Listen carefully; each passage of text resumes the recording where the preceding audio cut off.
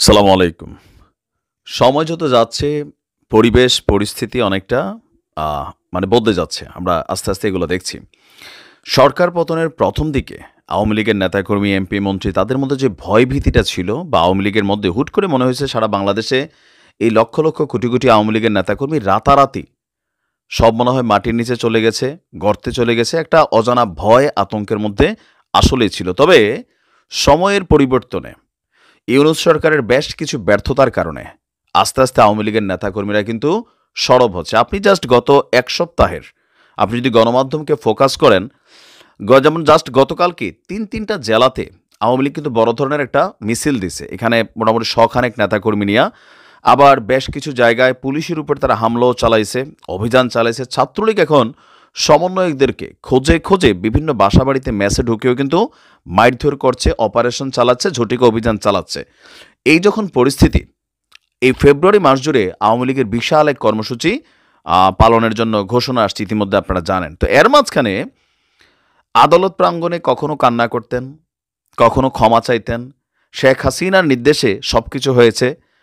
মানে শেখ হাসিনাকে সহ যিনি ফাঁসিয়ে দিয়েছেন, আমাদের ওয়ান অ্যান্ড অনলি এই ২৪-এর জুলাই অভ্যুত্থানে সবচেয়ে বেশি আলোচিত হয়েছিলেন যিনি, জুনায়েদ আহমেদ পলক ভাই। হঠাৎ করেই বাঘের মতো একটা গর্জন দিয়ে বসছেন। জাস্ট আমার মনে হয় যে গত মাসখানেক আগেও ওনার এরকম জোর করে হাত ধরা একটা ছবি, কান্নার ছবি, তারপর ভালো নাই রে ভাই ভালো নাই। তো সেই জুনায়েদ আহমেদ পলকের ভিতরে হঠাৎ করেই বাঘের মতন একটা শক্তি সঞ্চয় হয়েছে, যেটা শুধু পলক ভাইয়ের মধ্যে না, অনেকের মধ্যে আওয়ামী লীগের নেতাকর্মীরা আস্তে, আস্তে কিন্তু এই শক্তিটা সঞ্চয় করছে। অ্যান্ড এটা হয়েছে কেন? এই সরকারের প্রশাসনিক ব্যর্থতার কারণেই। তো আজকে ঢাকার মেট্রোপলিটন ম্যাজিস্ট্রেট আদালতে একটা মামলার জন্য তাকে আনা হয়েছিল হাজিরা দেওয়ার জন্য। তো তিনি সেইখানে আইসা ক্যামেরা দেখেই বলছেন একদম বলিষ্ঠ কণ্ঠে যে, চুপ থাকার সময় শেষ, রুখে দাঁড়াও বাংলাদেশ। আপনি ডায়লগটা বুঝছেন?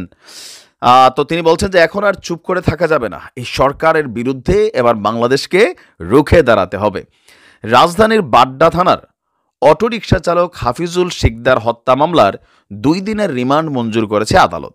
এরকম মামলা অ্যাভেলেবেল আমাদের রাজনৈতিক নেতারা যারা আছে তারা খায়। তো এই মামলায় রিমান্ড শুনানি শেষে আদালত থেকে তিনি যখন কি বলা হয় যে কারাগারে ফিরছিলেন, তো সাংবাদিকরা স্বাভাবিকভাবে তার পিছনে, পিছনে যাচ্ছিল।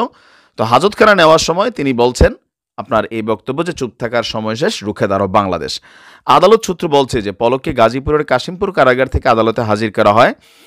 আর ৫ দিনের রিমান্ড চেয়ে আবেদন করলে আসামি পক্ষ রিমান্ড বাতিল এবং জামিন চেয়ে আবেদন করেন। আর রাষ্ট্রপক্ষের পাবলিক প্রসিকিউটর উভয় পক্ষের শুনানি করেন।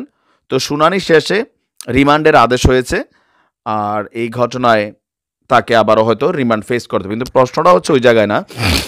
গত ১ সপ্তাহ যাবৎ আওয়ামী লীগের বিভিন্ন নেতাকর্মীরা, আজকেও দেখছি ১০ জন গ্রেপ্তার হয়েছে, কোথাও ১ জন গ্রেপ্তার হয়েছে, কোথাও আবার জনতার হাতে ধোলাই খাচ্ছে, কোথাও আবার পাল্টাপাল্টি তারা ধোলাইও দিচ্ছে, শিবিরের উপর হামলা করছে।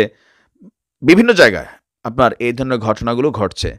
৬ মাসের মধ্যে আওয়ামী লীগ মোটামুটি লেভেল একটা শক্তি সঞ্চয় করছে। এটা কেন করছে? কারণ মাঠ কন্ট্রোল নাই। স্বরাষ্ট্র উপদেষ্টাকে চুরি পড়ে পদত্যাগের জন্য কিন্তু ইনকিলাব মঞ্চ আহ্বান জানিয়েছেন।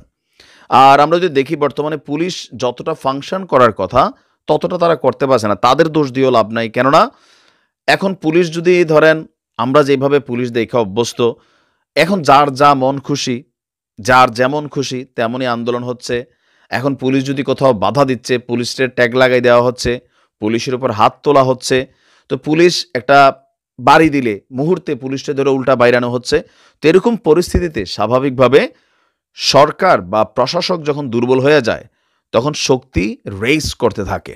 আর আওয়ামী লীগ যে ধাক্কাটা ছিল সেটা কিন্তু অনেকাংশে কাটাই ফেলছে বোঝা যাচ্ছে। যদিও সরকারের পক্ষ থেকে চিরুনি অভিযানের কথা বলা হচ্ছে, আবার এই সরকার নিজেরাই এখন রাজনৈতিক বাটে পড়ে গেছে। কিংস পার্টি গঠন থেকে শুরু করে অনেক কিছুতে সরকার নিজেদের যে নিরপেক্ষ অবস্থানটা ছিল সবার কাছে, অথবা জনপ্রিয়তা ছিল, এটা তো হারাই ফেলছে। ছাত্ররা একে অন্যের সাথে লাগালাগিতে আছে। তো সব কিছু মিলাইয়া যেইভাবে যাচ্ছে, পলক ভাইয়ের দেখা শুধু আমার মনে হয়েছে ৩ দিন আগেও বিড়ালের মতন ম্যামে করা পলক ভাই আজকে তিনি বাঘের মতন যে গর্জন দিছেন, এই গর্জন যদি সব আওয়ামী লীগের নেতাকর্মীদের মধ্যে আসা শুরু করে দেন, ডক্টর ইউনূসকে খুবই লম্বা চূড়া একটা সিচুয়েশন মোকাবেলা করতে হবে। তা আপনি কি ভাবছেন এই যে ২ দিন আগে পরের পলকের মধ্যে আকাশ পাতাল পরিবর্তন, এমনকি তিনি রিমান্ডে শেখ হাসিনারে নিয়া কত তথ্য দিয়া দিছিলেন। হ্যাঁ, এখন তিনি আবার আজকে যে ডায়ালগটা দিছেন, এই সাহসের জায়গাটা কোথা থেকে আসছে? কমেন্টে লিখতে পারেন। ভালো থাকুন।